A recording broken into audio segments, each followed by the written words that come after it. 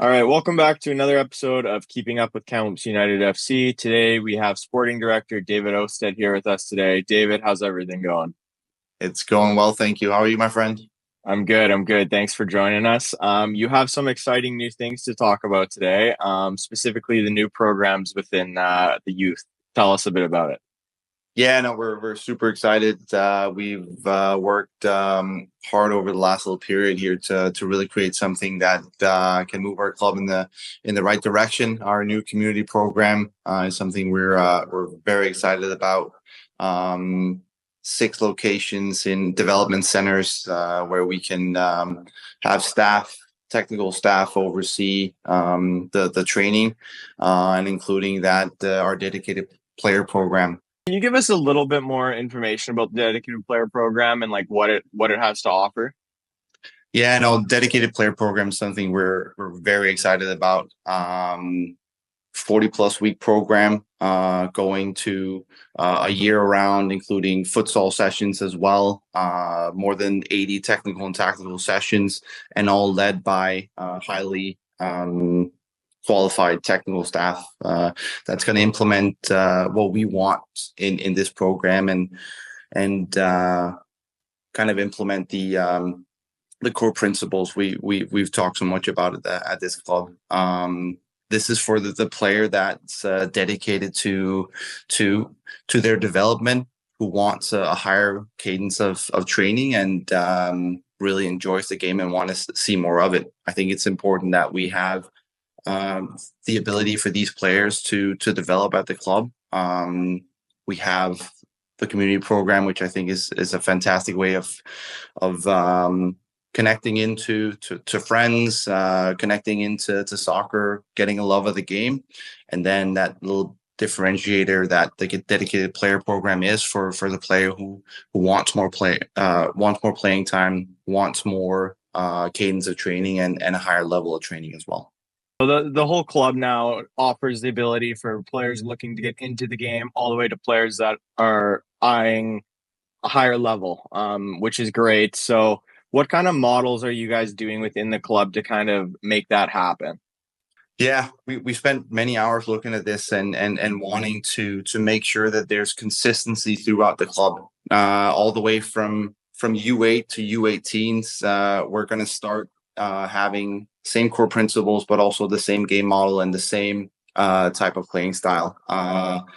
Things will change from year to year, and then obviously when kids are getting older, the style of play changes a little bit. But it's important for us that we're consistent with the way we play, and players always knows what are expected of them. So this playing model will go from having the ball a lot. This is what we want. We want to be a ball possession club, and we want to play offensive football. That comes with having the ability to take risk on the ball, having the ability to have courage on the ball, and we want to start developing that at an early age, making sure that players know that making mistakes is part of the game. We want them to learn from those mistakes and be comfortable of taking those risks, because I believe that that's going to create players that can change games, and that's what we really want to create here. These positive strides. You've been with the club now for a decent amount of time. I'm sure you've seen kind of the big steps that have been taken by yourself and others within in the club. How excited are you to see where this is going to grow? I'm super excited. As you say, it's still early, but the steps we've taken just in the last year, we've got a fully renovated dome, which is fantastic. The ambition now is to get a full field. We've got BCSPL coming, which is another step in the pathway of what we really want to create. And we see tremendous strides in what we're building with the new community plan here as well. And myself and technical staff have spent many months now with a new technical plan, which again is based on giving the players a really good technical foundation, and then building on those core principles I talked before. So there's a lot of stuff that's happened in the last year here, and there's even more coming there's even more coming here in the next 6 to 12 months. I know you guys are working really hard behind the scenes with everything. I've heard some rumors that you guys might be getting some new hires in. Can you give us a little bit more information on that? Yeah, I can give you a little bit of an insight. We're really looking at building a really strong coaching sector. I think it's important that we invest in our players as well, invest in our club, and that comes on the field from me basically as a sporting director. So there will be some new hires coming. We're making a good name for ourselves so far, as we're seeing a lot of people wanting to come work with us and a lot of resumes coming through our inboxes, which is really positive. That means we're doing something right in Kamloops. So there will be some new hires in the club that's going to help us bring the club forward and really help us with this ambition of building a best in class football club. Absolutely. And that all obviously, moves up to the League One BC level. Do you have anything to talk about with, the season fast approaching? It feels like it just ended, but all of a sudden we're in 2025. The schedule is going to be just around the corner. Do you have anything to talk about with the upcoming season for League One? Yeah, we're excited with the League One season. It feels like it's just around the corner, as you say. We want to make sure that the playing model and the playing style of what I'll call the first team, the League One, the identity that just go throughout the club really shows in that playing style as well.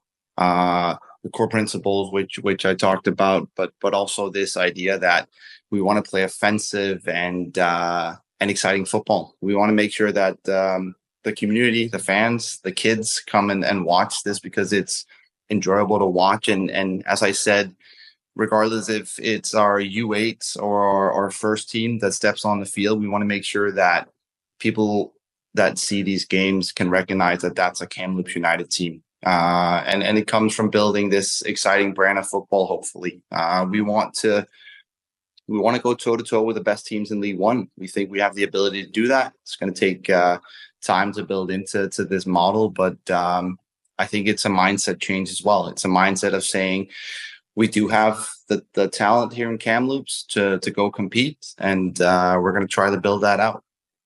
And obviously, you yourself, growing up in Denmark, having a professional career, you know how important a pathway is from a youth club all the way up to a pro club.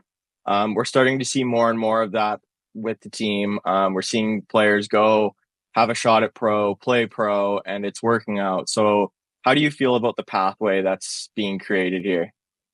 Yeah, it's something I'm very excited about. I think it's very important for us that says we have ambitions that goes beyond our community, goes beyond BC.